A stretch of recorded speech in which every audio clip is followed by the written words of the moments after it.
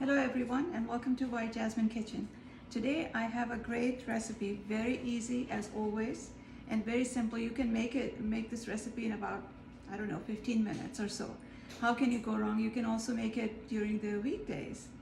So what I have is, here is a pizza base that's already created, and I bought it ready-made because I keep some of these just for some of those nights where you just don't have time and you want to throw something in the oven very quickly.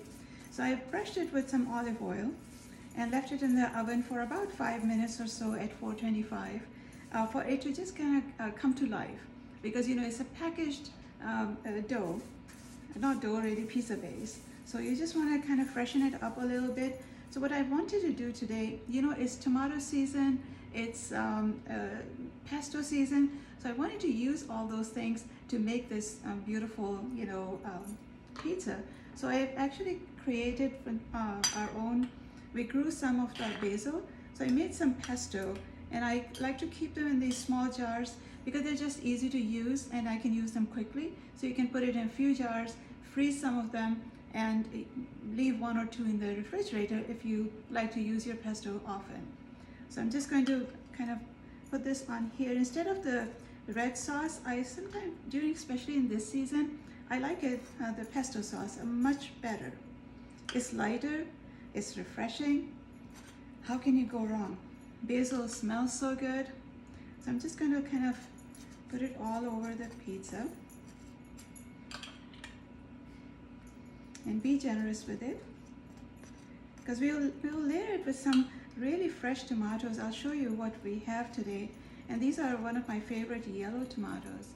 This is the tomato season. I love it. I've been making salsa all morning today because we have so many tomatoes. We just have to do something with it. And maybe if I have some more, I'm going to make some spaghetti sauce or pasta sauce. So here we have quite a bunch of basil pesto in here. Let's go to the edges as well and use as much as I can. Already smells so good. And I have some fresh garlic and also some Asiago cheese to go on top. Just a little bit different than usually we use mozzarella or we use white jasmine Gouda cheeses to make it a little bit spicier. But with this one, I like the cheese to be a little bit milder. Although it has a lot of flavor, but it doesn't have to be our spicy Gouda. And you can do it if you want. Sometimes I like to mix it with other cheeses so that you get the best of both worlds. With mozzarella, you can mix some of our cumin Gouda or our tandoori Gouda and then use it. So here we have enough pesto now. And then I'm going to add some fresh garlic. There's no, look at these. These are really thin slices of fresh garlic. I'm just going to throw some. You can never have enough garlic, right? And you know how much I love garlic. So I thought I'll just throw in some pieces here. I chopped this up earlier. I like to keep it in these little containers. So whenever I need to use it, I can just go to it and not have to worry about peeling and all that. So just a few of these. And here comes our tomatoes. Now look at these tomatoes. And we have all sorts, the little cherry ones, the little orange and red, and also this big yellow tomato, and it's just beautiful. We are going to use one of these. And then we have Roma tomato and also this wonderful red plum tomato. So this is the season to have variety of tomatoes in your kitchen, and you can just go wild with your inspiration and just go anything you want to do. So here is my yellow tomato. I'm just going to slice it really thin, and see, it looks different too. If you look at it, it just kind of the whole structure looks very different, and taste as well. It's not as sweet, but it has its own flavor. So let's slice some of these. And also, when you're chopping your tomatoes, this is the test for your knife as well, how sharp your knife is. And I hope you sharpen your knife often, because there's no, the blunt knives can be really bad for you.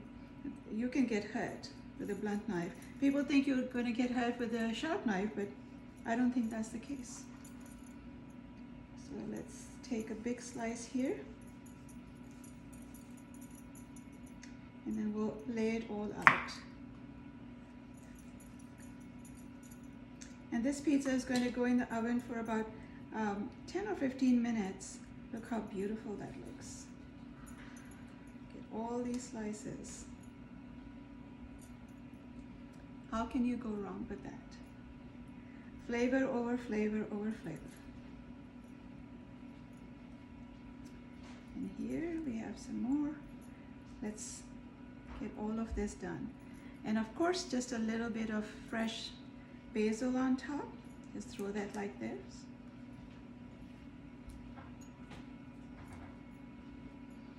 And some of our Asiago cheese. It's just grated.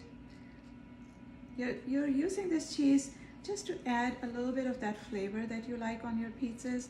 It doesn't have to be the usual, you know, a lot of cheese. Some days you want to do a lot of cheese and you have the craving for it. But with this pizza, I've noticed that you can just do a little bit here and there, and this will be sufficient. Because there are already so many layers of flavor, you know, going through it. And then our oven is ready. Once it's ready, I'll post a picture for that. I hope you get a chance to try all the different kind of tomatoes and play with them. That's the fun part of cooking. So I will see you next time.